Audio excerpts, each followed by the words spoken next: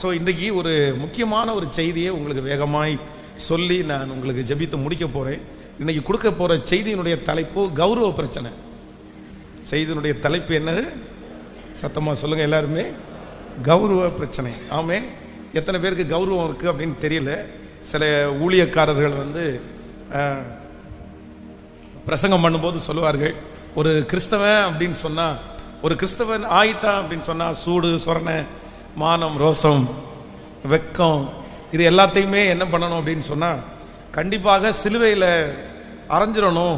ஒரு உண்மையான கிறிஸ்தவனுக்கு ரோசம் இருக்கக்கூடாது. ஒரு உண்மையான கிறிஸ்தவனுக்கு அந்த மாதிரி அவங்க மான பிரச்சனை எல்லாம் வரக்கூடாது. அவங்க அதிலெல்லாம் அதை சிலுவையில் அரைஞ்சு ஒரு சாதாரணமான மனிதனாக இருக்க வேண்டும் என்று நிறைய ஊழியர்கள் சொல்லுவார்கள். ஆனால் இந்த கௌரவ பிரச்சனை, இந்த மானம் ரோசம் வெட்கம் இது எல்லாத்தையுமே எங்கே நான் பார்த்துருக்குறேன்னா, நான் வளர்ந்த சர்ச்சிலையும் பார்த்துருக்குறேன், நான் நடத்துகிற சர்ச்சிலையும் பார்த்துருக்குறேன். அதனால் ஆனாலும் ஆண்டவர் இந்த விஷயத்தை குறித்து நேற்றைக்கு என்னுடைய இருதயத்தில் ரொம்ப தெளிவாக ஆண்டவர் பேசினார். வேதத்தில் ஆண்டவர் ஒரு சிலருக்கு என்ன செய்யலை அப்படின்னு சொன்னால், கர்த்தர் அற்புதத்தையே செய்யலை. அவர்களை ஆண்டவர் முற்றிலுமாக அவர்களை கர்த்தர் விட்டார். சரி நீ வச்சுக்கோப்பா, நீ பரவாயில்ல, உனக்கு வேணான்னு நினைக்கிறியா, சரி நான் ஒன்றுமே பண்ண முடியாது, இந்த கேரக்டரில் நீ இருந்தேன்னா, இந்த சுபாவத்தில் நீ இருந்தேன்னா உனக்கு நான் எதையுமே பண்ண முடியாது. சரி உன் கோபம் உன் கூட இருக்கட்டும், உன் எரிச்சல் உன் கூட இருக்கட்டும், உன்னுடைய கௌரவ பிரச்சனை உன் கூட இருக்கட்டும், நீ இறங்கி வா, அதுக்கப்புறம் பார்த்துக்கலாம் அப்படின்னு சொல்லி நிறைய பேருடைய வாழ்க்கையிலே ஆண்டவர் அமைதியாக இருந்தார். ஆண்டவரை பொறுத்த வரைக்கும் கர்த்தர் நமக்கு இரக்கம் உள்ளவர், நீடிய சார்ந்தம் உள்ளவர். ஆனால் சில காரியத்தை குறித்து நீங்கள் அப்படியே முருக பிடிச்சிட்டு நான் இறங்கவே மாட்டேன் அப்படின்னு நம்ம நினச்சா நிச்சயமாய் அந்த இடத்துல நீங்கள் இறங்குற வரைக்கும் அற்புதத்தை கண்டிப்பாக என்ன பண்ண முடியாதுன்னா, வேதம் சொல்லுகிறது, தன்னை தாழ்த்துகிறவன் எவனோ அவன் உயர்த்தப்படுவான். அதனால் தாழ்மை உள்ளவனுக்கு தான் ஆண்டவர் கிருபை அளிக்கிறார். வேதத்தில் ஒரு வசனத்தை வாசிக்கலாம். 1 கொரிந்தியர் 4ஆம் அதிகாரத்தினுடைய 13வது வசனத்தை வாசிக்க போகிறோம். 1 கொரிந்தியர் 4வது அதிகாரத்தினுடைய 13வது வசனம். தூசிக்கப்பட்டு வேண்டிக் கொள்ளுகிறோம், இந்நாள் வரைக்கும் உலகத்தின் குப்பையை போலவும் எல்லாரும் துடைத்து போடுகிற அழுக்கை போலவும் ஆனோம். இன்னொரு விஷயம் கூட வாசிக்கலாம். தூசிக்கப்பட்டு வேண்டிக் கொள்ளுகிறோம், இந்நாள் வரைக்கும் உலகத்தின் குப்பையை போலவும் எல்லாரும் துடைத்து போடுகிற அழுக்கை போலவும் ஆனோம். அடுத்த வசனத்தை, உங்களை வெட்கப்படுத்தும்படி நான் இவைகளை எழுதவில்லை, நீங்கள் எனக்கு பிரியமான பிள்ளைகள் என்று உங்களுக்கு புத்தி சொல்லுகிறேன். கர்த்தருடைய பிள்ளைகளே, இந்த இடத்துல அப்போஸ்தலனாகிய பவுல் என்ன எழுதுறார் அப்படின்னு சொன்னா, ஒரு காலத்துல நீங்க என்ன ரொம்ப நல்லா வச்சிருந்தீங்க, எனக்காக பூமாலைகளை போடுவதற்கு ஆயத்தமாக இருந்தீர்கள், கடவுள்கள் நேரடியாக வந்திருக்கிறீங்கன்னு நீங்கள் சொன்னீங்க. ஒரு பக்கத்திலே அப்போஸ்தலனாகிய பவுலை அவரோடு கூட ஊழியம் செய்தவர்களை ரொம்ப புகழ்த்தி புகழ்த்தி புகழ்த்தி வச்சிருந்தாங்க. அப்படின்னா டாப் மோஸ்ட் தீர்க்கதரிசியாக நினைத்தார்கள். அவர்கள் பெரிய பிரசங்கியாராக அவர்களை பார்த்தார்கள். அவர்களுடைய உருமால்கள் அப்படின்னா அவருடைய கழுத்துகளிலே போடப்படுகிற கச்சைகள் எல்லாம் கையில் தொடுறதுக்கு ஆசைப்பட்டாங்க.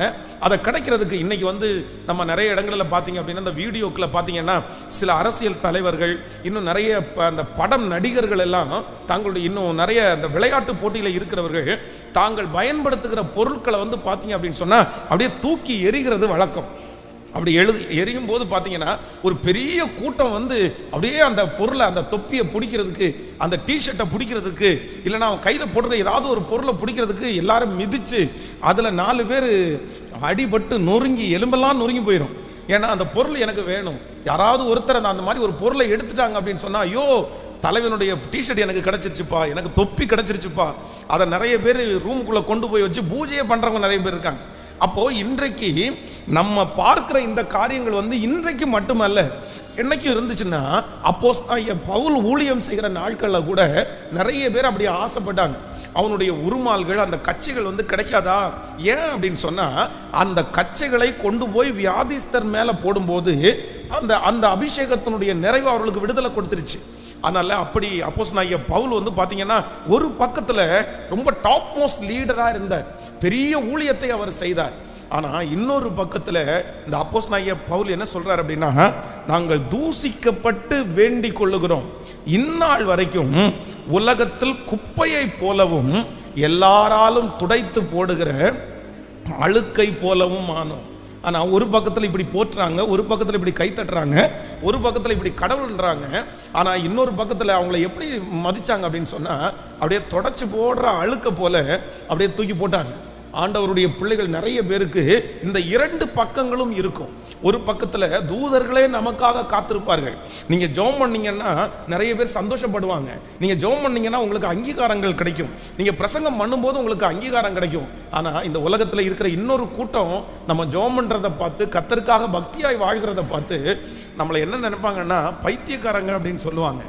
ஆனால் ஆண்டவருடைய பிள்ளைகளுக்கு என்ன வரக்கூடாதுன்னா, எங்களை துடைத்து போடுகிற அழுக்கை போல ஆனதற்கு பிற்பாடும் எங்களுக்கு என்ன பிரச்சனை வரலைன்னா, இந்த கௌரவ பிரச்சனைன்ற ஒன்று அந்த அப்போஸ்தலனாகிய பவுலுக்கும் அவனோடு ஊழியம் செய்தவர்களுக்கும் வரவே இல்லை.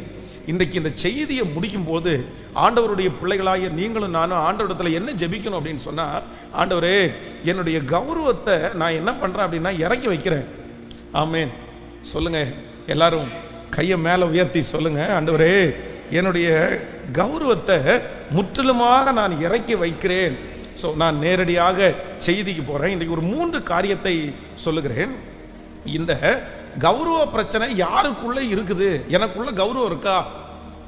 நான் அப்படி கர்வம் பிடிச்சவரா அப்படின்னு நீங்கள் டெஸ்ட் பண்ணுறதுக்கு 3 காரியத்தை சொல்லுகிறேன். நம்பர் 1, முதலாவதாக வாசிக்கலாம். யோனாவின் தீர்க்கதரிசன புஸ்தகம் 4ஆம் அதிகாரத்தினுடைய 1வது வசனத்தை நம்ம வாசிக்க போறோம். யோனாவின் தீர்க்கதரிசன புஸ்தகம் 4ஆம் அதிகாரம் 1வது வசனம் வாசிக்கலாம். யோனாவுக்கு இது மிகவும் விசனமாயிருந்தது. அவன் கடும் கோபம் கொண்டு கர்த்தரை நோக்கி விண்ணப்பம் பண்ணி, கர்த்தாவே, நான் என் தேசத்தில் இருக்கும் போதே நான் இதை சொல்லவில்லையா? இதன் நிமித்தமே நான் முன்னமே தர்சீசுக்கு ஓடி போனேன். நீர் இரக்கமும் மன உருக்கமும் நீடிய சாந்தமும் மிகுந்த கிருபை உள்ளவரும் தீர்ங்குக்கு மனஸ்தாபப்படுகிற தேவனும் என்று அறிவேன். அடுத்த வசனத்தை கூட வாசிக்கலாம். இப்போதும் கர்த்தாவே, நீர் என் பிராணனை என்னை விட்டு எடுத்துக்கொள்ளும். நான் உயிரோடு இருக்கிறதை பார்க்கலும் சாகிறது நலமாயிருக்கும் என்றான். எல்லாரும் கவனமாய் கவனிங்கள். என்னை திரும்பி பாருங்க, கையை உயர்த்தி ஒரு அல்லேலூயா சொல்லுங்க. இந்த இடத்துல யாரையும் நம்ம சொல்ல போறோம் அப்படின்னு சொன்னா, இந்த யோனா என்கிற தீர்க்கதரிசி தன்னுடைய வாழ்க்கையிலே மிகப்பெரிய ஊழியக்காரனா இருந்தாலும் ஒரே ஒரு குணத்தினால இந்த யோனா அழிஞ்சிட்டாரு. என்ன குணம் அப்படின்னு சொன்னா, இவருக்குள்ளே இருக்கிற இந்த கௌரவம் இருக்கு பாருங்களேன். இப்போ ஆண்டவர் என்ன சொல்றாரு அப்படின்னு சொன்னா, இந்த ஜனத்தை நான் மன்னிச்சிட்டேன். இந்த ஜனங்கள் அவரை பெரியவர்கள் முதல் சின்னவர்கள் வரைக்கும் உபவாசம் இருந்து ஜெபம் பண்ணிட்டாங்க. இவர்களுக்கு நான் இறங்க போறேன் அப்படின்னு சொன்ன உடனே இந்த யோனா சண்டைக்கு போறான். என்ன சண்டைக்கு போறான் அப்படின்னு சொன்னா, நீங்க எனக்கு தெரியும், ஃபர்ஸ்டே தெரியும், நீங்க இப்படியெல்லாம் பண்ணுவீங்கன்னு தெரியும். அதனால தான் நான் இங்க வராம அங்க போறேன்னு சொன்னேன். நீ ஏன் இப்படி பண்ணீங்கன்னு ஆண்டவர் மேல கோபமா இருக்கிறான். அப்போ ஆண்டவர் அவனுடைய கோபத்தை கர்த்தர் தணிப்பதற்காக என்னென்னமோ ஆண்டவர் முயற்சி எடுக்கிறார், என்னென்னமோ ஆண்டவர் கற்றுக் கொடுக்கணும்னு விரும்புறார். ஆனா இந்த யோனா என்ன சொல்றார் அப்படின்னு சொன்னா, நான் மரண பரியந்தம் எரிச்சலாய் இருப்பது நல்லது. நான் மரண பரியந்தம் எரிச்சலாய் இருப்பது நல்லது. நம்பர் 1, முதலாவதாக கௌரவம் யாருக்குள்ள இருக்கு அப்படின்னு சொன்னா, யாரு இறங்காம இருக்கிறாங்களோ அவங்களுக்குள்ள கௌரவ பிரச்சனை இருக்குது. பக்கத்தில் இருக்கிற கையை பிடிச்சி சொல்லுங்க, அப்படியே உச்சாந்தலையில் இன்றுட்டு, நான் இறங்க மாட்டேன், நான் கீழே வர மாட்டேன், நான் மாற மாட்டேன், நான் விட்டு கொடுக்க மாட்டேன் அப்படின்னு சொல்றவர்களுக்கு என்ன பிரச்சனை இருக்கு அப்படின்னு சொன்னா, உங்களுக்குள்ள என்ன இருக்குது சொல்லுங்க, தூக்கி குப்பையில் போடுங்க. முதல்ல அந்த கௌரவத்தை வச்சு ஒன்றும் பண்ண போறது சொல்லுங்களேன். அப்படிப்பட்ட கௌரவமாய் இருக்கிறவர்களை கண்டிப்பாக தேவன் ஒரு நாளும் அங்கீகரிப்பதே இல்லை. இவர் என்ன சொல்றாரு அப்படின்னு சொன்னா, நான் அன்னைக்கே நான் முடிவெடுத்தேன், நான் பேசினேன், நான் பிரசங்கம் பண்ண கூடாதுன்னு நினைச்சேன், ஆனா நீங்க என்ன பிரசங்கம் பண்ண வச்சீங்க. எப்படி நீங்க என்ன பிரசங்கம் பண்ண வச்சுட்டு இப்படி நீங்க பண்ணலாம்? இல்லப்பா, நீ ஏன்பா கோவப்படுற? அந்த ஜனங்கள் எல்லாரும் இந்த மாதிரி மாறிட்டாங்களே, நான் அதனாலதான் மாறினேன். இல்ல, நான் இறங்க மாட்டேன். அது தப்பா அது சரியா அதெல்லாம் தெரியாது, நான் இறங்க மாட்டேன். அதான் நான் பிடிச்ச முயலுக்கு 3 கால் அப்படின்னு சொன்னா, வீட்டில் இருக்கிற எல்லாருமே எத்தனை காலம் தான் சொல்லணும்? 4 காலம் நம்ம கண்டுபிடிச்சா கூட என்ன காலம் தான் சொல்லணும். நீ எதுக்கு அப்படி 4 காலன்னு சொல்ற? நான் தான் 3ன்னு சொன்னேன் இல்ல, 3லே நில்லு, நான் இறங்க மாட்டேன். நிறைய பெண்கள் சிஸ்டர்ஸ் அப்படி இருக்காங்களான்னு தெரியாது, ஆனால் உடனே தகப்பன்மாரை குற்றப்படுத்துறேன்னு நினைக்காதீங்க. நிறைய வீட்டில் இருக்கிற ஆண்கள் என்ன அப்படின்னு சொன்னால், அவ்வளவு சீக்கிரமாக என்ன பண்ண மாட்டாங்கன்னா, தங்களுடைய கோபத்தை விட்டு இறங்கவே மாட்டாங்க. சரி கொஞ்சம் இறங்கி, சரிப்பா ஏன்பா இப்படி பண்ணுறீங்க, ஏன்பா இப்படி கோபமாக இருக்கிறீங்க, சரிப்பா கொஞ்சம் பொறுத்துங்கப்பா, சரி ஒரு மிஸ்டேக் பண்ணிட்டேன், இப்போ என்னவாம்மா நான் மன்னிக்க மாட்டேன், நான் இறங்க மாட்டேன், நீ எனக்கு கோவப்படுத்தாத, நீ போ அந்த பக்கமா, நீ என் கூட பேசாத, நீ அந்த பக்கமா போ, நான் இறங்க மாட்டேன். நிறைய மனைவிகளும் நிறைய கணவன்மாரும் ஏதோ ஒன்றை பிடிச்சிட்டு நான் இறங்க மாட்டேன், எனக்கு கௌரவம் எனக்கு முக்கியம், எனக்கு சரி வராது அப்படின்னு நீங்கள் மனதிலே நினைப்பீர்களே. ஆனால் ஆண்டவர் என்ன உங்களிடத்தில் எதிர்பார்க்கிறார் என்றால், அவர் தேவகுமாரனாக இருந்தும், அவருக்கு தண்டிப்பதற்கு உரிமை இருந்தும், அவர் உண்மை உள்ளவராக இருந்தும், நம்ம அப்பான்னு கூப்பிடும்போது, நம்ம மன்னிச்சிருங்க ஆண்டவரேன்னு சொல்லும்போது, நம்முடைய ஆண்டவர் என்ன பண்ணுறார் அப்படின்னு சொன்னால், தன்னுடைய ஸ்தானத்தை விட்டு அவர் இறங்கி நம்மை கிருபையாய் கர்த்தர் மன்னிக்கிறார். அவர் கோச்சிட்டு இருந்தா, அவர் தன்னுடைய காரியத்தில் அவ்வளோதான், என்னுடைய ரூல்ஸ் படி தான் நான் நடப்பேன், நான் எப்படி சொல்லியிருக்குதோ அதுபடி தான் நான் நடப்பேன், நான் இறங்க மாட்டேன்னு சொன்னால், கண்டிப்பாக சொல்லுகிறேன், இந்த சத்தத்தை கேட்கிற நீங்களும் நானும் வெற்றியாய் வாழ்ந்திருக்கவே முடியாது. இப்போ இந்த சத்தத்தை கேட்கிற ஒவ்வொருத்தரிடத்துலையும் ஆண்டவர் சொல்லுகிறார், உன்னுடைய கோபம் என்ன பண்ணணுமாமா, சூரியன் அஸ்தமிக்கிறதுக்கு முன்பாக உன்னுடைய கோபம் தனிய கடவுது. அவ்வளவுதான். ஒரு 5 நிமிஷத்துக்கு மேல சில காரியத்தில் ஆண்டவருடைய பிள்ளைகள் இறுக்கமா இருக்கவே கூடாது. அரை மணி நேரத்துக்கு மேல இறுக்கமா இருக்கவே கூடாது. கர்த்தர் சொல்லுகிறார், தாழ்மை உள்ளவனுக்கு கர்த்தர் மிகுந்த கிருபையை கொடுக்கிறார். ஆமென் சொல்லுங்கள். உடனே ஆண்டவர் சொல்லுகிறார், உன்னுடைய எதிரி உங்கள்கிட்ட சண்டை போட்டுட்டான், உங்கள்கிட்ட பிரச்சனை பண்ணிட்டான், ஆனா அவன் வீட்டுக்கு போறதுக்கு முன்னாடி வழியிலே இருக்கும்போது அவனோடு நீ நல்மனம் பொருந்து. இப்போ நம்ம எல்லாரும் ஆண்டவரத்தில் என்ன கேட்கணும் அப்படின்னு சொன்னா, ஆண்டவரே எனக்கு ஒரு இருதயத்தை தாரும். எந்த இருதயத்தை தாரும்னு சொன்னா, நான் என்ன பண்ணணும் அப்படின்னு சொன்னா, நான் உடனே இறங்கணும் ஆண்டவரே. இந்த யோனா இங்க மட்டும் கிடையாது, நீங்க இன்னொரு இடத்துல வேதத்தில் வாசிக்க முடியும். 1ஆம் அதிகாரத்தினுடைய 11வது 12வது வசனத்தை வாசிக்கலாமா?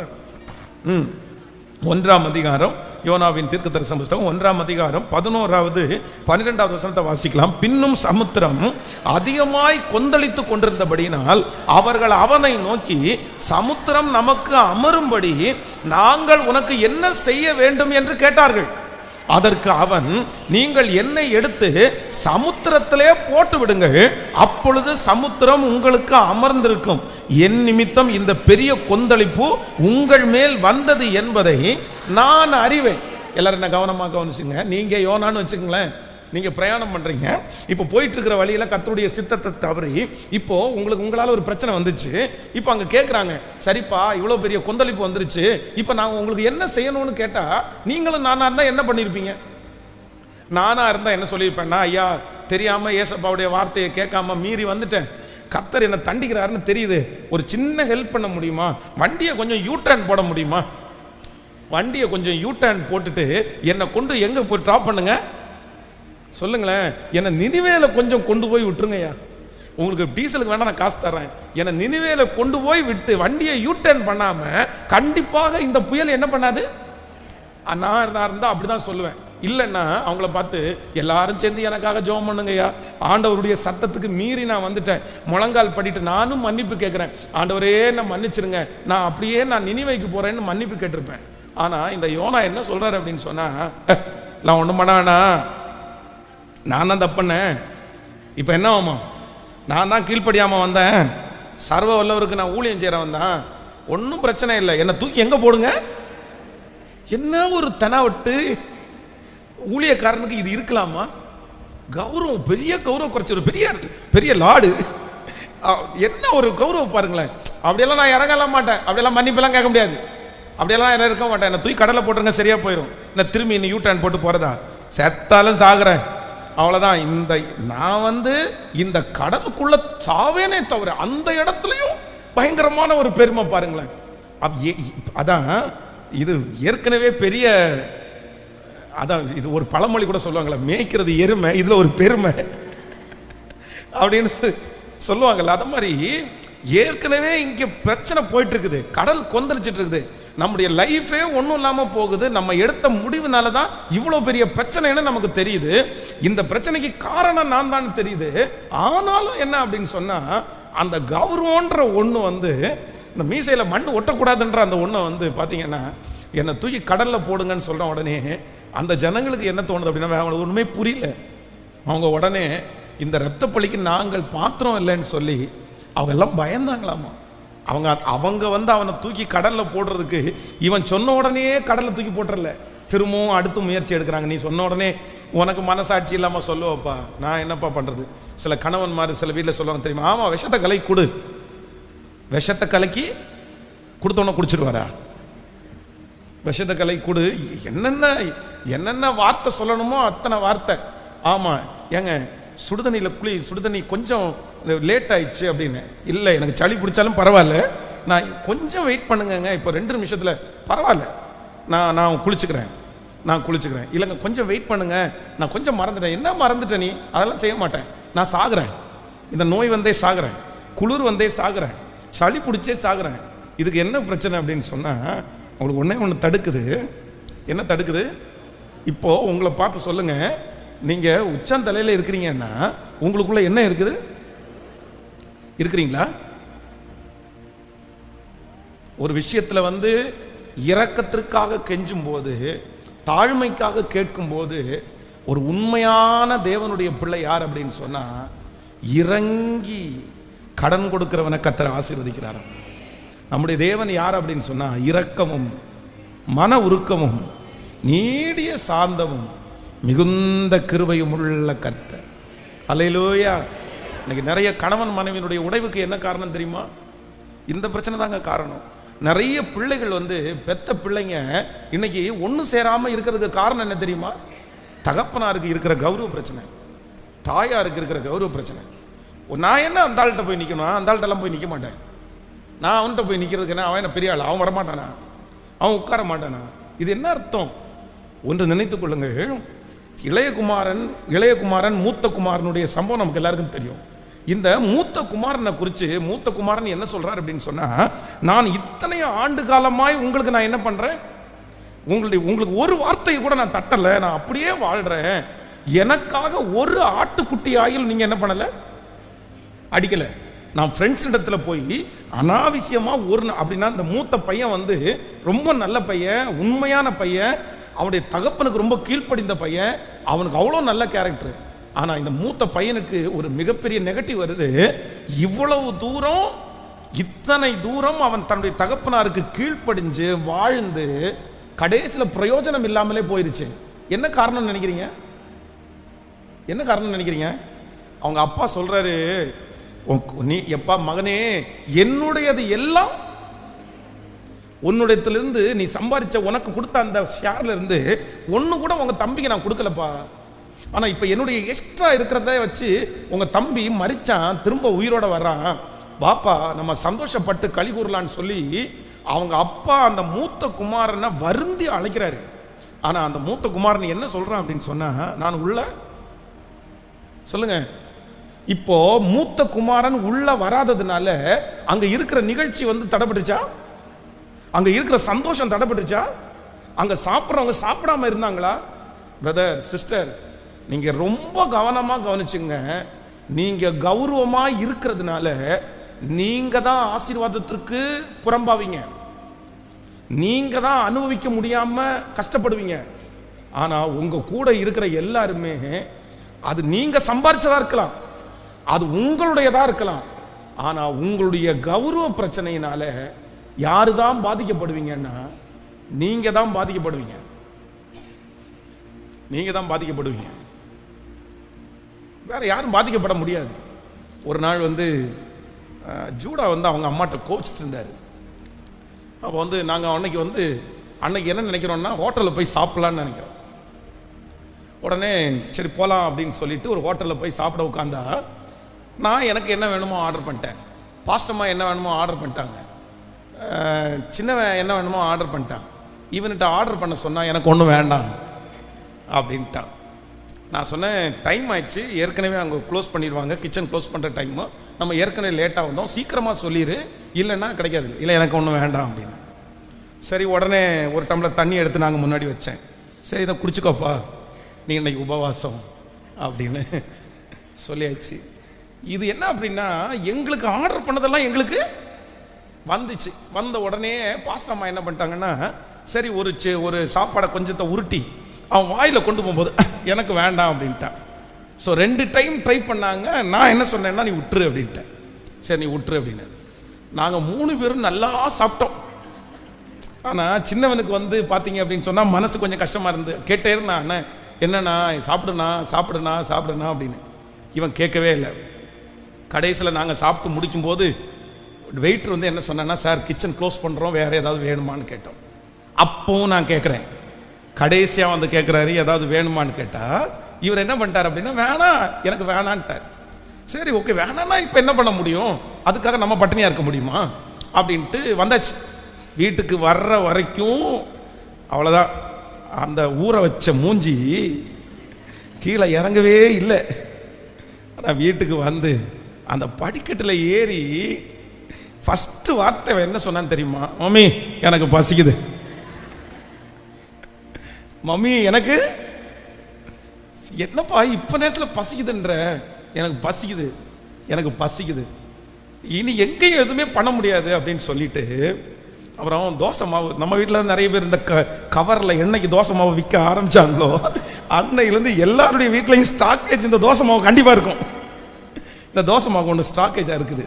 சரி வா, உனக்கு தோசை சுட்டு தரேன் அப்படின்னு சொல்லிட்டு பழைய தோசை மாவில் 2 தோசையும் ஒரு சட்னியும் வச்சு சாப்பிட்டுட்டு ஒழுங்காக மேலே வந்து நான் கேட்டேன், தேவையாப்பா உனக்கு, நீ ஃப்ரைட் ரைஸ் சாப்பிட்ருக்கலாம்ல, சில்லி சிக்கன் சாப்பிட்ருக்கலாம்ல, அதை விட்டுட்டு இவ்வளவு நீ இறங்காமல் இருந்த அந்த ஒரு காரணத்திற்காக இந்த பழைய தோசை மாவுலையும் சாப்பிடலாமாப்பா, இது உனக்கு தேவை, இது உனக்கு வேணும். அப்போது ஆண்டவருடைய பிள்ளைகளை ஒன்று நினைத்து கொள்ளுங்கள், இந்த இடத்துல இளைய குமாரனுக்கு சந்தோஷம் வருது. பாடுபட்டவர் இவர் தான், பணம் கொடுத்தவர் இவர் தான், இவருடைய ஆசீர்வாதத்தினால்தான் அந்த வீடு இன்னைக்கு வரைக்கும் நிற்குது. ஆனால் இவர் மனசில் அப்படி இருந்தாருன்றதுக்காக யாருமே இவரை பார்க்கவே இல்லை, யாருமே அவர் மேலே பரிதாபப்படவே இல்லை. சிக்காகிறது நான் என்னன்னா, இதை ஒருவேளை ஒரு ஜோவியெல்லாம் உங்களிடத்துல ஒருவேளை சொன்னாலும் ரொம்ப வருத்தத்தோட நான் சொல்றேன், தகப்பன்மாருக்கு நான் சொல்றேன், பிரதேசுக்கு சொல்றேன், கடைசியில் பாதிக்கப்படுறது யாரு தெரியுமா, கஷ்டப்படுற நீங்க தாங்க பாதிக்கப்படுவீங்க, சம்பாதிக்கிற நீங்க தாங்க பாதிக்கப்படுவீங்க. நீங்க காலையிலிருந்து சாயந்தரம் நீங்க வீட்டுக்குள்ள இருக்கிற அந்த சாப்பாடு அவர்களுக்கு தன்னை போல வந்தது கிடையாது, நீங்க உழைச்ச சாப்பாடு, உங்களுடைய ரத்த வேர்வை அதுல இருக்குது, நீங்க தான் அதுல அனுபவிக்கணும். அந்த வீடு உங்களுடையது, அதுல இருக்க யூஸ் பண்ற தண்ணி உங்களுடையது, அந்த சாப்பாடு உங்களுடையது. ஆனா என்ன தெரியுமா, உங்களுடைய ஒரே ஒரு அந்த கௌரவ பிரச்சனை, ஒரே ஒரு கோபத்தினால அந்த சாப்பாடு உங்களுக்கு நிம்மதியா இல்லை, அந்த வீடு உங்களுக்கு நிம்மதியா இல்லை, அந்த ஆசீர்வாதம் உங்களுக்கு நிம்மதியா இல்லை. ஆனா பாருங்க, அதுக்காக உங்க மனைவி பட்டினியா இருந்தாங்களா, அதுக்காக உங்க பிள்ளைங்க பட்டினியா இருந்தாங்களா? கடைசியில பாத்தீங்க அப்படின்னு சொன்னா நம்ம தாங்க அந்த இடத்துல வந்து வெறுமையா நின்றுருப்போம், நீங்க தான் அந்த இடத்துல வெறுமையா நின்றுருப்பீங்க. காரணம் என்ன தெரியுமா, சில இடங்கள்ல நம்ம என்ன பாத்திரக்கூடாது அப்படின்னு சொன்னா, கௌரவம் அப்படின்ற ஒன்றை பார்த்து நம்ம இறங்காம இருந்துட்டோம்னா கண்டிப்பாக சமாதானம் என்கிற ஒன்றை நம்ம எதிர்பார்க்கவே முடியாது. ஹல்லேலூயா. பக்கத்தில் இருக்கிற கையை பிடிச்சி சொல்லுங்க, சமாதானம்னு ஒன்று வேணும்னா, நீங்க சுகமா இருக்கணும்னா, அப்பாவுடைய சந்தோஷத்தில் நீங்க பங்கு பெறணும்னா நீங்க என்ன பண்ணணும்னா இறங்கணும். சத்தமா சொல்லுங்க. கேட்கல இறங்கிறீங்களா? வெறும் ஐயாமா இருக்குல்ல, சில அம்மா மாதிரிலாம் இறங்காம இருக்காங்க பாருங்களேன். கேட்டா 5 வருஷமா ஐயாட்ட பேசுறதே இல்லையாமா. இதெல்லாம் அந்த ஆண்டவருக்கு நீங்க, நான் எனக்கு வேதத்தில் ரொம்ப பிடிச்சது என்ன அப்படின்னா, சகைவை குறித்து வேதம் சொல்லுகிறது. சகைவை பார்த்த உடனே ஆண்டவர் என்ன சொல்றாரு அப்படின்னா, சகைவே இன்றைக்கு நான் உன்னுடைய வீட்டில் என்ன பண்ணணும். வேதத்தில் வந்து யார்கிட்டையுமே ஆண்டவரோட பேசினதே இல்லை. எங்கேயாவது நீங்க தேடி பாருங்க, யாரையாவது ஒருத்தரை பார்த்து உன் வீட்டில் இன்னைக்கு நான் தங்குறேன்னு கேட்டாரான்னு பாருங்க. வாலண்டியரா யார் வீட்லையுமே ஆண்டவர் வந்து இன்னைக்கு நான் உன் வீட்டில் தங்குவேன், இன்னைக்கு நான் வீட்டில் படுத்திருக்கிறேன், எனக்கு கட்டில் ரெடி பண்ணுன்னு சொல்லவே இல்லை. ஆனா சகைவை மட்டும் பார்த்து என்ன சொன்னாருன்னா, இன்னைக்கு நான் உன் வீட்டில். உடனே சுற்றி இருக்கிறவங்க எல்லாரும் என்ன சொல்றாங்க அப்படின்னா, ஏயா நீ பரிசுத்தவான் தானே, நீர் பரிசுத்தவான் தானே, ஒரு பாவியான இவ்வளவு மோசமான ஒருத்தனுடைய வீட்டில் போய் நீங்க ஸ்டே பண்ற அளவிற்கு நீங்க என்ன பரிசுத்தத்தில் குறைஞ்ச ஆளா? இவனுடைய வீட்டில் போய் நீங்க வந்து தங்குறீங்களே அப்படின்னு. ஆனா ஆண்டவர் என்ன சொல்றாருன்னா, அந்த வீட்டுக்குள்ள போயிட்டு இந்த வீட்டுக்கு இன்றைக்கு ஏன் ஏன் ஏன் எப்படி ஆண்டவர் வந்து சகையனுடைய வீட்டில் தங்கணும்னு சொல்லி போறதுக்கு காரணம் என்னன்னு நினைக்கிறீங்க?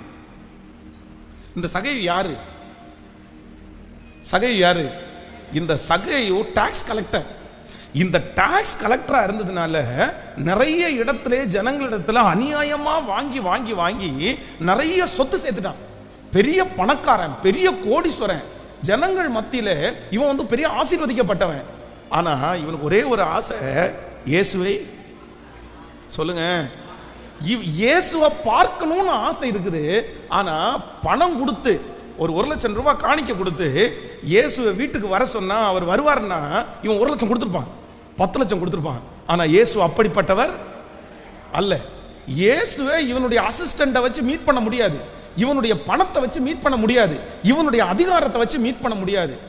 இயேசு தாழ்மை உள்ளவருக்கு கிருபை அளிக்கிறவர் இல்லை. உடனே இவன் என்ன முடிவு பண்ணிட்டான் அப்படின்னு சொன்னா, நான் இயேசுவை பார்க்கணும், ஆனா இயேசுவை பார்க்கறதுக்கு எனக்கு எந்த விதத்திலும் தகுதி இல்லை. நான் இப்போ ஒன்று பண்ணுவேன். என்ன பண்ணுவேன் அப்படின்னு சொன்னா, நான் காட்டத்தி மரத்தில் ஏறுவேன். நீ நினைச்சு பாருங்களேன், பேண்ட் சட்டை போட்டுட்டு பனைமரத்தில் ஏறினா எப்படி இருக்கும் சொல்லுங்களேன். இந்த கோயம்புத்தூர்ல இந்த ஃப்ளைட்டு இருக்குல்ல, ஃப்ளைட்டு பக்கத்தில் பார்த்தீங்கன்னா அந்த ஏரியாவில் நீங்கள் போனீங்கன்னா ஃப்ளைட்டில் ஏறாதவங்க நிறைய பேர் அதை பார்க்கணுன்னு ஆசைப்படுவாங்க. எப்போ போனாலும் ஒரு 10 காரு நின்றுட்டே இருக்கும்.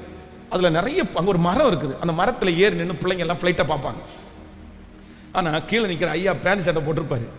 இவருக்கு ஃப்ளைட்டை பார்க்கணுன்னு ஆசை, ஆனால் எதில் ஏற முடியாது கேட்கல. மரத்தில் ஏற முடியாதுன்றதில்ல, அங்கே போய் மரத்தில் ஏறி நம்ம பார்த்தா, ஹலோ, ஃப்ளைட்டை பார்க்கறதுக்கு ஆசை இருக்குது, ஆனா எது தடுக்குது கேட்கல. சத்தமா சொல்லுங்க. நான் போய் மரத்தில் ஏறி நிற்கும் போது யாராவது ஒருத்தர் பார்த்தா, ஏன் இந்த வயசுல மரத்தில் ஏறி நின்று ஃப்ளைட்டை பார்க்குறீங்கன்னு நினைச்சிருவாங்களோ அப்படின்ற ஒரு யோசனையில் எட்டி எட்டி பார்ப்பாரு. ஆனால் ஃப்ளைட்டை பார்க்க, ஆனால் இயேசுவை பார்க்கணும்னு நினைச்ச சகையோ தன்னுடைய சிங்காசனத்தை, தன்னுடைய படிப்பை, தன்னுடைய வசதியை எல்லாத்தையும் என்ன பண்ணினார் அப்படின்னு சொன்னா, இறக்கி வச்சிட்டாரு. இறக்கி வச்சிட்டாரு. இவர் வந்து தான் காட்டத்தி மரத்திலே நான் இருக்கும்போது என்ன இயேசு பார்க்கணும்னு நினைக்கல, நான் இயேசுவை பார்க்கணும்னு மட்டும்தான் நினைச்சாரு. ஆனா இயேசு, நீ என்ன பார்க்கணும்னு நினைச்சத நான் 1 கிலோமீட்டருக்கு வரும்போதே நான் பார்த்துட்டேன். ஏன்னா அந்த மனசு இருக்கு பாருங்களேன், அந்த மனசு இருக்கு பாருங்க. எல்லாருமே சகைவை எப்படி பார்த்துப்பாங்க அப்படின்னு சொன்னா, இவன் மோசமான ஆளு, இவன் மோசமான ஆளுன்னு பார்த்தாங்க. ஆனா உண்மையா அவனுடைய இருதயத்தை யார் பார்த்தான்னா, கர்த்தர் மட்டும் தான் பார்த்தாரு. இறங்கி வாப்பா, நீ இறங்கி வா, உன் வீட்டில் நீ தங்கணும்னு சொன்ன உடனே அடுத்த மனசு என்ன சொல்லுது அப்படின்னா, நான் யாரிடத்துல யாரும் அநியாயமாய் வாங்கினது உண்டானால் எப்படி திரும்பி கொடுக்குறேன், உடனே அடுத்த நிமிஷமே அப்படியே இறங்கி ஆமாப்பா நான் ஒன்றும் இல்லைப்பா. வேதம் சொல்கிறது, இவனும் ஆபிரகாமுக்கு குமாரன். ஹல்லேலூயா. பிரதர் சிஸ்டர், ஆண்டவர் இன்னைக்கு உங்களிடத்துல ஒன்று மட்டும் கேட்குறாரு. என்ன சொல்றாரு அப்படின்னு சொன்னா, எந்த இடத்துலையும் உங்களுடைய கோபம் ரொம்ப நேரம் இல்லை, உங்க கோபம் ஒரு நிமிஷம். நீங்க என்ன பண்ணணும் அப்படின்னு சொன்னா, நான் சரண்டர் ஆகிறேன், நான் இறங்குறேன். நான் இறங்கும் போது அந்த இடத்துல ஒரு சமாதானம் உண்டாகுமானால், நான் இறங்கி போகும்போது அந்த இடத்துல ஒரு சலசலப்பு மாறுமானால், நான் இறங்கிட்டேன்னா அந்த இடத்துல ஐக்கியம் உண்டாகுமானால், நான் ரெடி. எதுக்கு ரெடின்னா, நான் இறங்குறதுக்கு. கேட்கல, உங்களை பார்த்தா ரெடியா இருக்கிற மாதிரி தெரியல. ரெடின்றவங்க கை தூக்க பார்க்கல. நான் இறங்குறதுக்கு ரெடி. ஆமென். ஹல்லேலூயா. அப்போ இன்னைக்கு மத்தியானமே இறங்க போறீங்க நீங்க. ஆமென். இந்த உலகத்திலேயே ரொம்ப வேல்யூபுல்லான ஒரு வேர்டு அப்படின்ற வேர்டை குறித்து யோசிக்கும் போது ஒருத்தர் சொன்னாராமா, உலகத்திலே ரொம்ப வேல்யூபுல்லான வேர்டு என்ன வேர்டு அப்படின்னா சாரி. ஆமா, எது? நிறைய பேருக்கு இது பயங்கர கெட்ட வார்த்தை. சாரி நிறைய பேருக்கு என்ன வார்த்தை? கெட்ட வார்த்தை. தலை மேல என்ன இடி வந்து விழுந்தாலும், நான் எவ்வளவு தப்பே நான் பண்ணியிருந்தாலும் என்ன கேட்க மாட்டேன் சொல்லுங்க. சாரின்றது மட்டும் வராது. கல்லுள்ளி மாதிரி அப்படியே நின்ன, அடி வேணா நீ அடி, நீ திட்டு, நீ என்ன வேணாலும் பண்ணு, ஆனா நான் என்ன கேட்க மாட்டேன். இல்ல, ஆண்டவருடைய பிள்ளைகளுக்கு இந்த குணம் இருக்கவே கூடாது. இந்த குணம் இருந்துச்சுன்னா நீங்க சுகமாகவே வாழ மாட்டீங்க. பாஸ் இப்படி சொல்றாருன்னு நினைக்காதீங்க.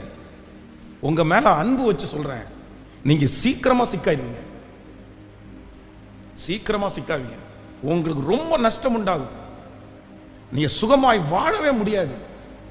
அன்பு தகப்பன்மாருக்கு, பிரதர்ஸுக்கு சொல்றேன், பிரதர் இந்த கேரக்டர் நீங்க இருந்தா நீங்க உண்மையில நீங்க சுகமா வாழ முடியாது பிரதர்.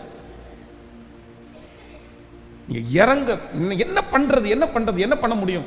அதே இடத்துல பாருங்க, அந்த இளைய குமாரன் இருந்த அந்த இடத்துல அந்த மூத்த குமாரன் தன்னுடைய தகப்பனார் வந்து வெளியில வந்து அவ்வளவு கெஞ்சுன்னு கெஞ்சினாரு, நீ நல்லவன் தான்ப்பா, நீ எந்த தப்பும் பண்ண, இப்ப என்னப்பா பண்ண முடியும்? அதுக்காக இந்த பிள்ளைய மன்னிக்காம விட முடியுமாப்பா?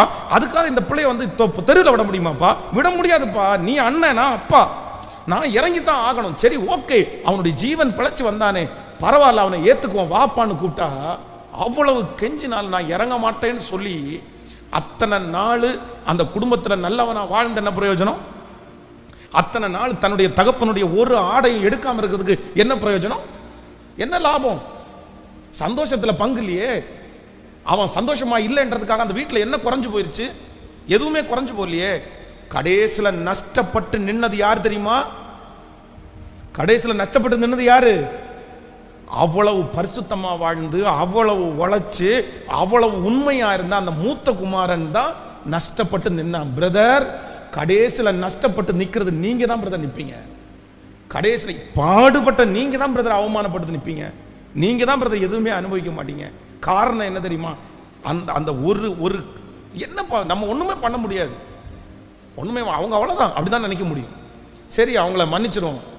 ஆண்டவரே அவன் மேல இரக்கமா இருக்கும்போது, ஆண்டவரே அவன் மேல கிருபையா இருக்கும்போது நம்ம ஏமாத்திரம் பிரதர், நம்ம ஏமாத்திரம் சிஸ்டர்.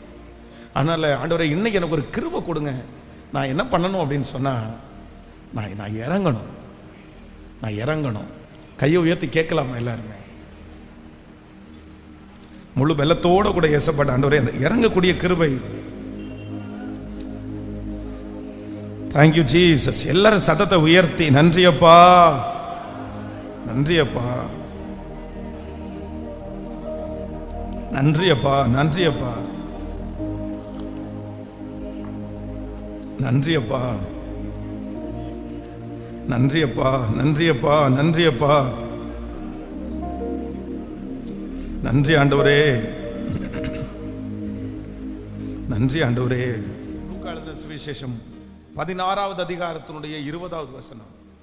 லூக்கா எழுதின சுவிசேஷம் 16வது அதிகாரத்தினுடைய 20வது வசனம். லாசரு என்னும் பெயர் கொண்ட ஒரு தரித்திரனும் இருந்தான். அவன்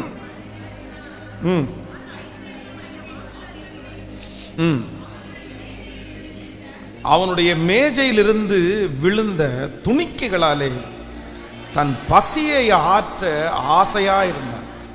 நாய்கள் வந்து அவன் பருக்களை நக்கிற்று. ஆமென். கர்த்தருடைய பிள்ளைகளே, இந்த இடத்துல வந்து பார்த்தீங்க அப்படின்னு சொன்னா, நம்பர் 1, முதலாவதாக இந்த கௌரவம் அப்படின்ற ஒன்று யாருக்குள்ள இருக்குது அப்படின்னு சொன்னா, நான் இறங்க மாட்டேன். நல்லா கவனிச்சுக்கோங்க.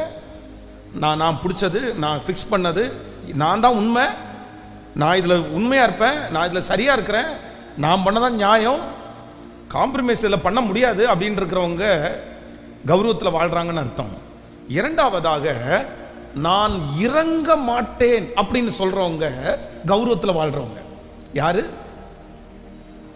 ஃபர்ஸ்ட் இறங்க மாட்டேன், ரெண்டாவது இறங்க மாட்டேன். அப்படின்னா இந்த இடத்துல வேதம் சொல்லுகிறது, லாசரு ஐஸ்வர்யவான். இந்த ஐஸ்வர்யவானை பொறுத்த வரைக்கும் இவன் வந்து ஒரு தப்பு பண்ணிட்டான், இவன் வந்து லாசருவை அடிச்சிட்டான், வெளியே துரத்திட்டான் அப்படின்னு எதுவுமே சொல்ல.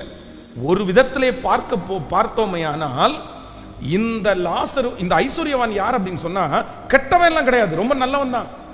ஏன்னா ஒருத்தனுடைய ஐஸ்வர்யாவாவனுடைய வாசலிலே யார் உட்கார்ந்து இருக்கிறதாமா? லாசர் உட்கார்ந்து இருக்கிறாங்க. பெரிய பெரிய கோடீஸ்வரருடைய வீடுக்கு முன்னாடி நீங்க பாத்தீங்க அப்படின்னு சொன்னா அங்க எதையுமே வைக்க முடியாது. குப்பை தொட்டியை கூட வைக்க முடியாது. பாருங்க, இந்த ஊரெல்லாம் குப்பை தொட்டி போடுறோமே, இந்த குப்பை தொட்டியை நீங்க ஒரு வீடு கட்டி இருக்கிறீங்க, அந்த வீட்டுக்கு முன்னாடி வந்து ஒரு குப்பை தொட்டியை வச்சா நீங்க எத்தனை பேர் ஒத்துக்குவீங்க? எடுத்துட்டு போப்பா நீ, இந்த வீட்டுக்கு முன்னாடி எல்லாம் வைக்காத. எத்தனையோ வந்து பெரிய பெரிய அரசியல்வாதிகள் தங்களுடைய வீட்டுக்கு முன்பாக இருந்த அந்த மாதிரி அப்படின்னா ஒரு சின்ன கடை, அவங்க நல்ல வியாபாரம் பண்ணிட்டு இருப்பாங்க, அந்த கடையில் வர்றவங்க எல்லாம் ரோட்டில் நின்று சாப்பிட்றாங்கன்னு சொல்லி கவர்மெண்ட்டில் சொல்லி பிரச்சனை பண்ணி எடுக்க வச்சவங்க எத்தனையோ பேர் இருக்கிறாங்க. மதுரை பக்கத்தில் பார்த்தீங்க அப்படின்னா ஒரு திருச்சபையில் வந்து ரொம்ப அழகாய் கட்டப்பட்ட ஒரு திருச்சபை, முன்னாடி காம்பவுண்ட் வாலெல்லாம் ரொம்ப அழகாக கட்டிட்டாங்க. அந்த ஏரியாவில் வந்து மாட்டு வண்டியில் வர்ற ஒருத்தர் என்ன பண்ணியிருக்கிறாருன்னு சொன்னால், தன்னுடைய மாட்டு வண்டியை கொண்டு வந்து அந்த சர்ச்சினுடைய அந்த சைடில் வாசலில் விட்டு அந்த நிழலில் வந்து அந்த காம்பவுண்ட் வாலில் சாஞ்சிருக்கிறார். அப்போ அந்த இடத்துக்கு உள்ளே வந்து பாஸ்டர் வந்து, நீங்கள் யார், இங்கே என்ன இருக்கிறீங்க அப்படின்னு கேட்ட உடனே, இந்த மாதிரி நான் வந்துடுறேன், எனக்கு டயர்டாக இருக்குது, கொஞ்சம் நேரம் நான் ரெஸ்ட் எடுத்துகிட்டு போகிறேன்னு சொன்னால், நீங்கள் எதுக்கு இங்கே உட்காந்துருக்கிறீங்க, பாருங்கள் இந்த மாடெல்லாம் கட்டி இதெல்லாம் புல் சாப்பிட்றது, செடியெல்லாம் எவ்வளோ விலை தெரியுமா, நீங்கள் பாட்டுக்கு அதில் சாஞ்சிருக்கிறீங்க, அந்த செவர் வந்து அழுக்காகாதா அப்படின்னு கேட்டு திட்டின உடனே, கொஞ்சம் நேரம் தானே வந்து உட்கார்றேன் அப்படின்னு சொன்ன உடனே இவருக்கு ரொம்ப கோபம் வந்து உள்ளே போய் வாட்ச்மேனை பிடிச்சி கத்துறாரு. ஏப்பா வெளியில் அவன் இருக்கிறான், நீ என்ன அவனை உட்கார வச்சுருக்கேன்னு சொன்ன உடனே இந்த வாட்ச்மேன் வந்து இவர்கிட்ட சண்டை போடுறாரு, போப்பா நீ போப்பா, சார் வரும்போதே நீ எதுக்குப்பா இப்படி நின்றுருக்கிற அப்படின்னு சொல்லி திட்டின உடனே இவர் என்ன சொல்கிறார் அப்படின்னா, நான் என்ன உன் வீட்டிலே வந்து படுக்கிறேன், இல்லை உன்னுடைய இதுக்குள்ளே வந்தேன், நான் ரோட்டில் இருக்கேன்னு சொல்லி இவருக்கு கோவம் வந்துச்சு. இந்த மாட்டு வண்டியை ஓட்டிட்டு வந்தவர், நான் ரோட்டில் இருக்கிறேன், என்ன எவனுமே கேட்க முடியாதுன்னு சொன்ன உடனே இந்த பாஸ்டர் என்ன பண்ணிட்டாருன்னா, இவருடைய சர்ச்சில் வந்து அன்னைக்கு இந்த போலீஸில் முக்கியமான நபர் வர ஸ்ட்ரெயிட்டாக அவருக்கு ஃபோன் பண்ணி, இந்த மாதிரி ஒருத்தன் ரோட்டில் பிரச்சனை பண்ணிட்டு இருக்கிறான், மாடை கொண்டு வந்து பிரச்சனை பண்ணுங்கன்னு சொன்ன உடனே அவர் வந்து ஒரு போலீஸ் வேனில் ஒரு 4 பேரை வந்து போகலன்னா அவ்வளோதான் கேஸை போட்டு விட்ருவேன்னு சொன்ன உடனே அந்த மனுஷன் வந்து சபிச்சுட்டே போயிட்டான். ஆனால் அதற்கு பிறகு கொஞ்சம் நாளைக்குள்ளே பார்த்தீங்கன்னு சொன்னால், அந்த ஆலயம் இருக்கிற இடம் வந்து இவர்களுக்குரிய இடம் அல்ல, அதில் வந்து ஏற்கனவே அந்த பத்திரத்தில் மாற்றம் ஆயிருக்குன்னு சொல்லி அந்த ஆலயமே முழுக்க தரமட்டம் ஆயிடுச்சு. அந்த ஆலயம் முழுவதும் தரமட்டமாகிட்டாங்க. அது நடந்த ஒரு சம்பவம். அந்த மனுஷனை இருக்க விட மாட்டோம் அப்படின்னு சொன்னதுக்கு காரணம் என்ன அப்படின்னு சொன்னால், என்ன குணம் இல்லை அப்படின்னு சொன்னால், இரக்க குணம் இல்லாத ஒரு நபர் வந்து எதில் வாழ்கிறாங்க அப்படின்னு சொன்னால், கௌரவத்திலேயே வாழ்கிறாங்க. நமக்கு என்ன குணம் இருக்கணும் அப்படின்னு சொன்னால், இந்த உலகத்திலே மனிதனாய் பிறப்போமே, ஆனால் நமக்கு என்ன குணம் இருக்கணும் அப்படின்னு சொன்னால், இரக்க குணம் இருக்கணும். இந்த ஐஸ்வர்யவான் நல்லவன் தான் பாணி, ஆனால் உன்னுடைய வாசல் அருகே ஒருவன் பட்டினியாய் கிடக்கும்போது, உன்னுடைய மேஜையில் இருந்து விழுகிற அந்த துணிக்கையை சாப்பிட்றதுக்கு, வேஸ்ட்டை சாப்பிட்றதுக்கு ஆசையாக இருக்கும்போது, நீ இவ்வளோ பெரிய ஐஸ்வர்யவான், உனக்கு ஒரு நேரம் சாப்பாடு கொடுக்கறதுனால உனக்கு ஒன்று குறைஞ்சு போக மாட்டேன். அந்த மனுஷனுக்கு மேலே உனக்கு என்ன வரல அப்படின்னு சொன்னால், இரக்கமே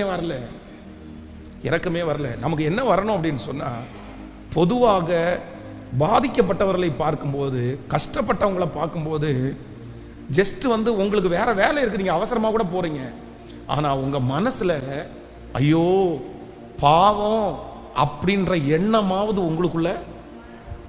பக்கத்தில் கையை பிடிச்சி சொல்லுங்க, நீங்க அவங்களுக்கு காசு கொடுக்காட்டி கூட பரவாயில்ல, அவங்களுக்கு சாப்பாடு வாங்கி கொடுக்காட்டி கூட பரவாயில்ல, அவங்க ரத்தத்தை துடைக்காட்டி கூட பரவாயில்ல, ஆனா உங்க மனசுல என்ன வேணும் அப்படின்னு சொன்னா, ஒரு சின்ன இரக்கம். நீ வேற ஒன்றும் சொல்ல வேண்டாம், ஒரு வார்த்தை சொன்ன போதும், ஐயோ சொல்லுங்க, கையை ஐயோ பாவம் சொல்லுங்க எல்லாருமே. இந்த வார்த்தையை சொல்லி ரொம்ப நாள் ஆச்சுல, சொல்லுங்க. இன்னைக்கு செல்ஃபி உலகம், அதான் நிறைய மீம் எல்லாம் கூட பார்ப்பீங்க. இன்னைக்கு ஒருத்தனுக்கு அடிபட்டா கூட வீடியோ எடுக்கிறது தான் குறியா இருக்காங்களே தவிர, அவன் செத்து போறதை குறித்து சொல்லுங்களேன். இரக்கமே இல்லாத உலகம், அப்படி உறிஞ்சு குடிக்கிற உலகம். மெடிக்கல் ஃபீல்டெல்லாம் ஒரு டைம் எல்லாம் எப்படி இருந்துச்சு தெரியுமா, எவ்வளவு தியாகமாய் செய்தார்கள் தெரியுமா. ஆனால் இன்னைக்கெல்லாம் எல்லாரையும் சொல்லலை, இன்னைக்கு இருக்கிற மெடிக்கல் ஃபீல்டு வந்து நான் சொல்றேன், எல்லா நோயாளிகளையும் பார்க்க முடியாது, எல்லா நோயாளிகளையும் ரொம்ப விசாரிக்க முடியாது. ஓகே, ஆனா என்ன வேணும்? ஒரு இரக்கமாவது வேணும் இல்ல? ஐயோ, இவனுக்கு இந்த ஆபரேஷன் பண்ண வேண்டிய அவசியமே இல்லை, ஆபரேஷன் பண்றதுக்கு உனக்கு காசு இருக்காப்பான்னு கேட்டா, இல்ல சார் எனக்குன்னு இருக்கிறதுக்கு ஒரே ஒரு சின்ன நிலம் தான் சார் இருக்குது, அதை வித்து தான் சார் நான் ஆபரேஷன் பண்ணணும்னு சொன்ன உடனே அந்த ஆபரேஷனே பண்ணாம அந்த மனுஷனை ரெடி பண்ண முடியும். ஆனா அவங்க என்ன சொல்லுவாங்க தெரியுமா? ஆபரேஷன் பண்றதுக்கு 7 லட்சம் ஆகுப்பா, நீ வித்துருப்பா. என்ன இல்ல சொல்லுங்க? அட்லீஸ்ட் அந்த மனுஷனை பார்த்து, நீ ஒன்றும் விற்க வேணாம் சாமி, நீ வச்சுக்கோ, இந்த மாத்திரை சாப்பிட்டா சரியா போயிடும், இந்த ஒரு இறக்க குணம் இருந்தாலே நீங்க போய் அவங்க வீட்டில் போய் அவருக்கு ஃப்ரீ ட்ரீட்மெண்ட் பண்ண வேண்டாம். நீங்க கொடுத்த மாத்திரை காசு வாங்காமலாம் விட வேண்டாம். நீங்க காசு வாங்குங்க, உங்களுடைய ஊதியத்தை எல்லாத்தையும் வாங்கிருங்க. ஆனா மனசுக்குள்ள என்ன? சத்தமா சொல்லுங்க. இப்போ உங்களை பார்த்து கேட்கிறேன், நீங்க பிச்சைக்காரருக்கு பிச்சை போடாட்டி கூட பரவாயில்ல சிஸ்டர், பிச்சை போடாட்டி கூட பரவாயில்ல, அவனை போ இப்படின்னு துரத்தாம இருந்தா சொல்லுங்க, சத்தமா சொல்லுங்க. ஆனா இன்னைக்கு எந்த குணம் இல்லை தெரியுமா? இந்த இறக்க குணம் கூட மனுஷனுக்குள்ள இல்லைங்க. இந்த இறக்க குணம் கூட மனுஷனுக்குள்ள இல்லைங்க. நாறுது போ, நாறுது போ. இந்த உலகம் வந்து பொல்லாங்கனைக்குள்ளே கிடக்கிறது. ஆண்டவர் ரொம்ப வருத்தப்படுவார், ரொம்ப வருத்தப்படுவார். எதுக்கு வருத்தப்படுவார் அப்படின்னா, மனைவி மேல இரக்கம் இல்லை, பிள்ளைங்க மேல இரக்கம் இல்லை, எங்க இரக்கம் இல்லாத ஒரு உலகம். ஆனா ஆண்டவரிடத்துல நான் கேட்கிறேன், எனக்கு ஒன்று தாரும் ஆண்டவரே, எனக்கு இறங்கக்கூடிய ஒரு கிருபை எனக்கு தாங்க ராஜா. ஹல்லேலூயா. என் மனசு என்ன பண்ணணும் அப்படின்னு சொன்னா, கஷ்டத்தை பார்க்கும்போது, வேதனையை பார்க்கும்போது, எனக்கு செய்கிறதுக்கு பலன் இல்லைன்னா கூட என் மனசுல ஒரு இரக்கம் வந்து அவனுக்காக ஒரு நிமிஷம் ஜெபமாவது பண்ணக்கூடிய கிருபை தாங்கப்பா. ஒரு ஜெபமாவது பண்ணணும் ஆண்டவரே. என்ன மனுஷனா மாத்துங்க ஆண்டவரே, என்ன மனுஷனா மாத்துங்க ஆண்டவரே. ஒரு மனைவி வந்து எனக்கு உடம்பு சரியில்லை இந்த மாதிரி இருக்குன்னா, அடுத்த வார்த்தை என்ன சொல்றாங்க தெரியுமா? நீ சாகு, நீ செத்துரு, நீ எதுக்கு உயிரோட வாழ்ற? சரி, ஏதோ ஒரு டைம் கோபத்தில் சொல்லிட்டாருன்னா கூட பார்த்தா கூட, ஏதாவது ஒரு அடிபட்டு வந்துச்சுன்னா ரத்தம் சொட்ட சொட்ட நிற்கும் போது நம்முடைய மனசுக்கு என்ன வரணும்? என்னதான் இருக்கட்டுங்க, என்னதான் இருக்கட்டுங்க, உடனே போய் சரி சரி சரி சரி என்னாச்சு, ஒரு கட்டு போட முடியும். அந்த இடத்துலையும் என்ன உனக்கு வேணும், உனக்கு தேவை, நீ இப்படி பண்ணிட்டு போனல, உனக்கு இதுவும் நடக்கும், இதுக்கு மேலேயும் நடக்கும். இதுக்கு சிலருக்கெல்லாம் எப்படி தூக்கம் வருதோ தெரியல, சிலருக்கெல்லாம் எப்படி தூக்கம் வருதோ. அவ்வளவு சண்டை போட்டு அவ்வளவு கணவனார பிபியை ஏற்றி விட்டு அவர் பெட்ல தூங்க முடியாம படுத்து உருண்டு இருப்பாரு.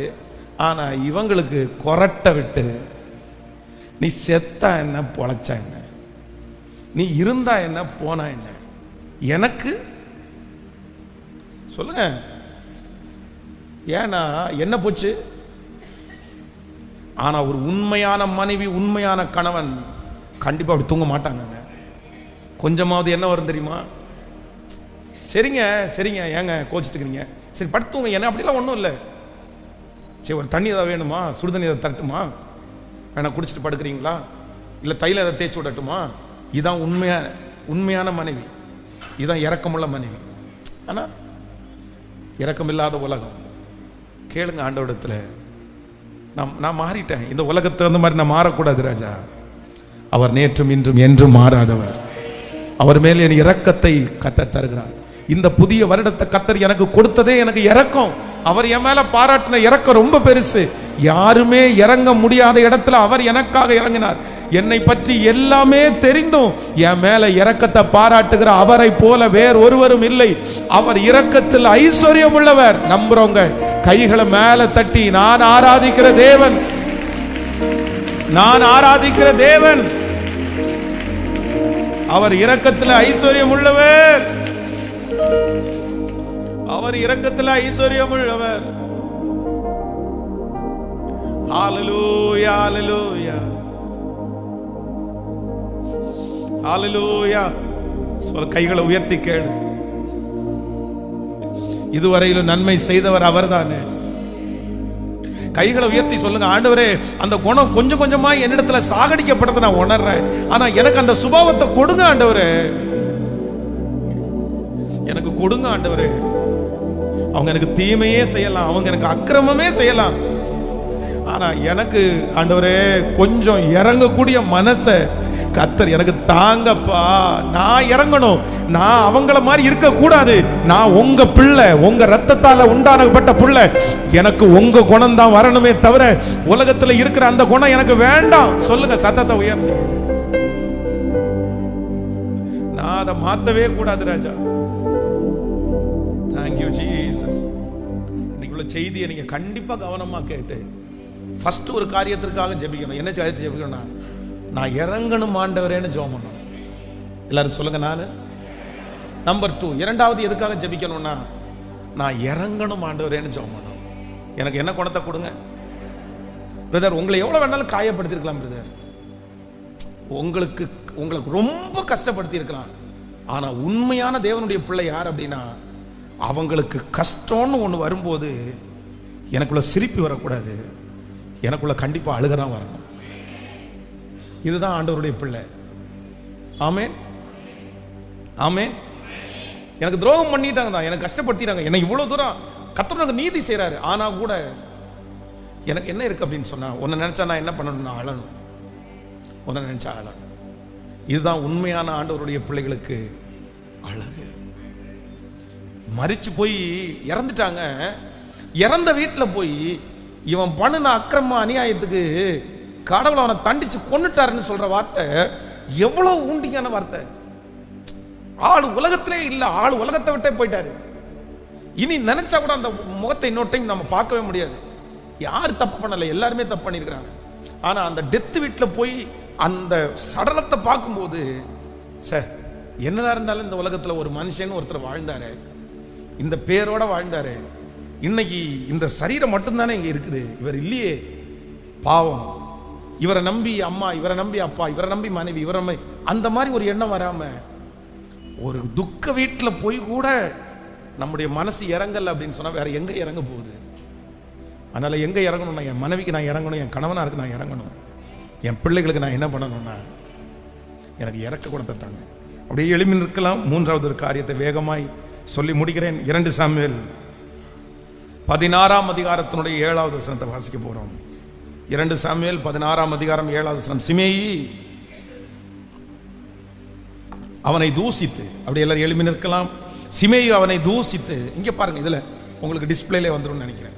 சிமேயி அவனை தூசித்து, இரத்த பிரியனே, பேலியாளின் மகனே, தொலைந்து போ, சவுலின் ஸ்தானத்தில் ராஜாவான உண்மையில் கர்த்தர் சவுலின் வீட்டாரின் இரத்தப்பழியை திரும்ப பண்ணினார். கர்த்தர் ராஜ்யத்தை உன் குமாரனாகிய அப்சலோம் கையிலே ஒப்பு கொடுத்தார். இப்போதும் இதோ உன் அக்கிரமத்தில் அகப்பட்டாய், நீ இரத்த பிரியனான மனுஷன் என்றான். அப்பொழுது சிரியாவின் குமாரன் அபிஷாய் ராஜாவை நோக்கி, அந்த செத்த நாய் ராஜாவாகிய என் ஆண்டவனை தூசிப்பானே, நான் போய் அவன் தலையை வாங்கி போடட்டுமே என்றார்.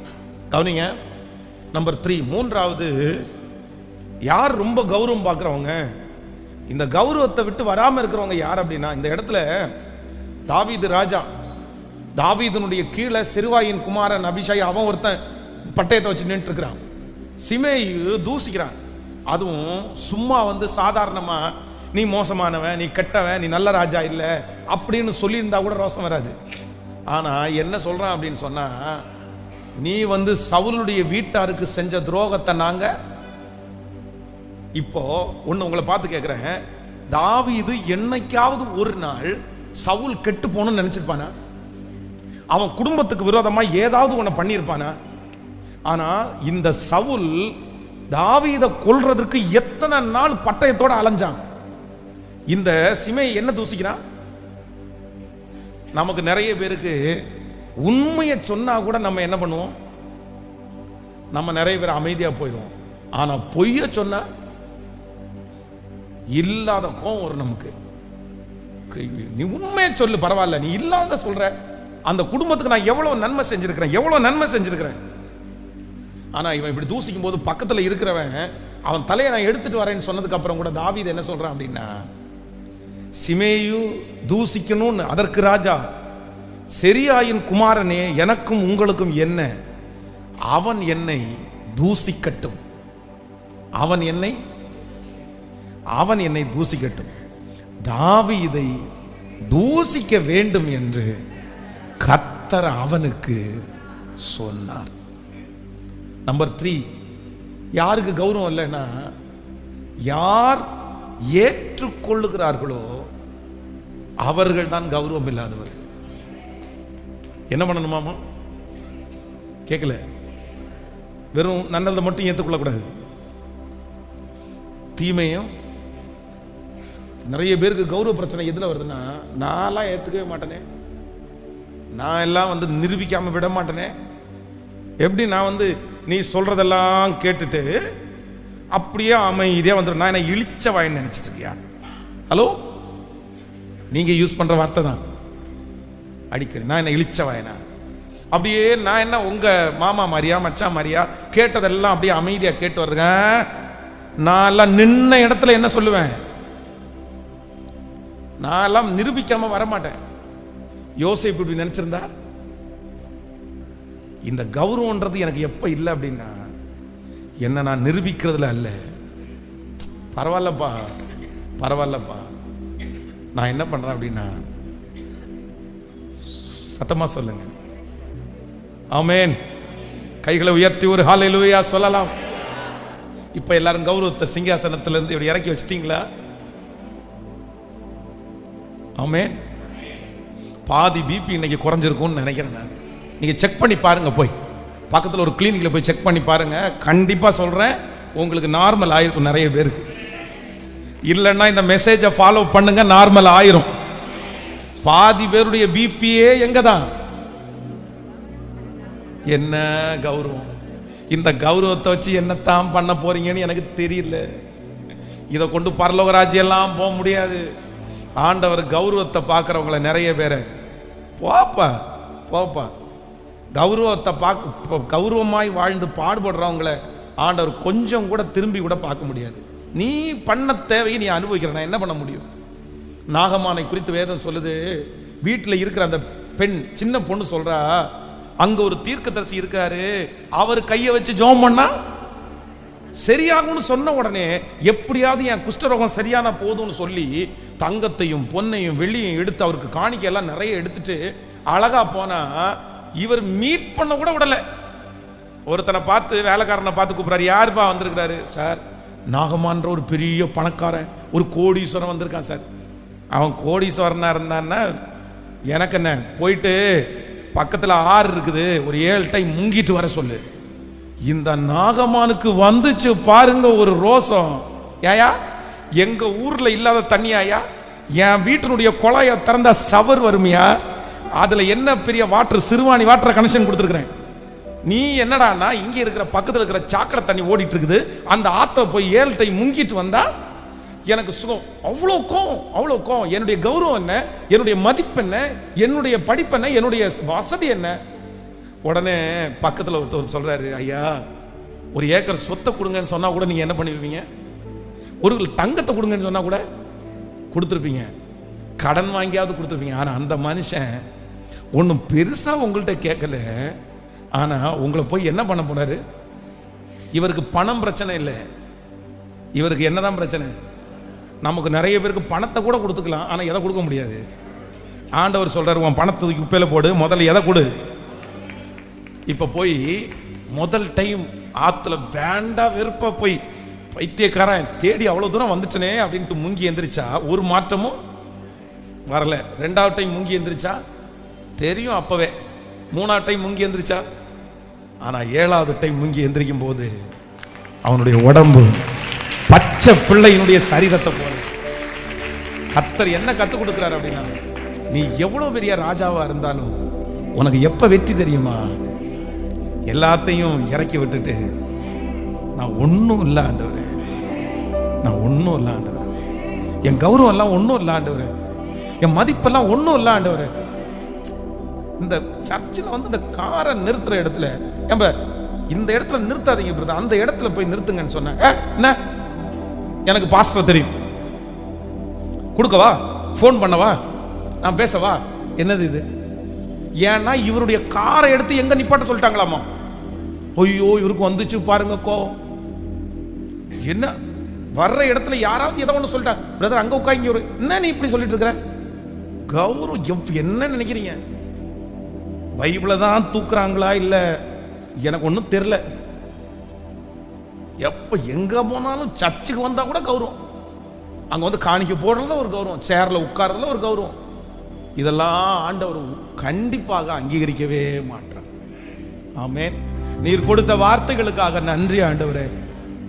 எங்களுக்கு தெரியும் நாங்கள் அதுக்கு அர்ப்பணிக்கும் போது எங்களுக்கு அதுக்கு விடுதலையை தர வல்லவர், எங்க பிள்ளைகளுக்கு இதுவரையிலும் நன்மை செய்தவர். வெட்கப்பட்ட இடத்திலே தலையை நிமிர பண்ண போகிறதற்காய் இந்த ஆண்டு நிமிர பண்ண போகிறதற்காக நன்றி அப்பா, நன்றி அப்பா. அவர்கள் செலுத்தி இருக்கிற காணிக்கைகள் தசம பாகங்களை 1000 மடங்கு ஆசீர்வதிங்க ஆண்டவரே. தசம பாகத்துல உண்மையா இருக்கிற பிள்ளைங்களை கர்த்தர் பல மடங்கு உடைய வருமானத்தை கர்த்தர் பெருக பண்ணுங்க ராஜா. எந்த தேவையில்லாத செலவும் அவங்களுக்கு வேண்டாம். சாப்பிடுகிற ஆகாரம், குடிக்கிற தண்ணீர், சுவாசிக்கிற காற்று ஒவ்வொன்றையும் கர்த்தர் ஆசீர்வதியும். இந்த சத்தத்தை லைவ்ல கேட்டுக்கொண்டிருக்கிற ஒவ்வொரு குடும்பத்தையும் கர்த்தர் ஆசீர்வதிங்கப்பா. இன்றைக்கு எங்களுடைய திருச்சபைக்கு புதிதாய் வந்தவர்கள், ஆன்லைன்ல புதிதாய் கேட்டுக்கொண்டிருக்கிறவர்கள் ஒவ்வொருவர் மேலும் கர்த்தருடைய கிருபையின் கரம் கூடவே இருப்பதாக, இந்த ஊழியத்தில் பின்பாக இருந்து தாங்குகிற ஒவ்வொரு பிள்ளைகளையும் ஆசீர்வதியும். இயேசுவின் மூலம் ஜெபம் எடுக்கிறோம் நல்ல பிதாவே.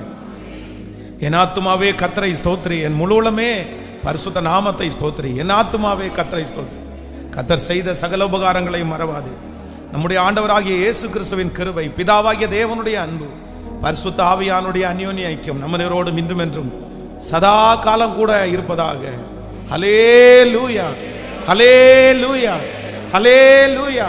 God bless you. ஆண்டவர் உங்களை ஆசீர்வதிப்பார், கர்த்தர் உங்களை ஆசீர்வதிப்பார்.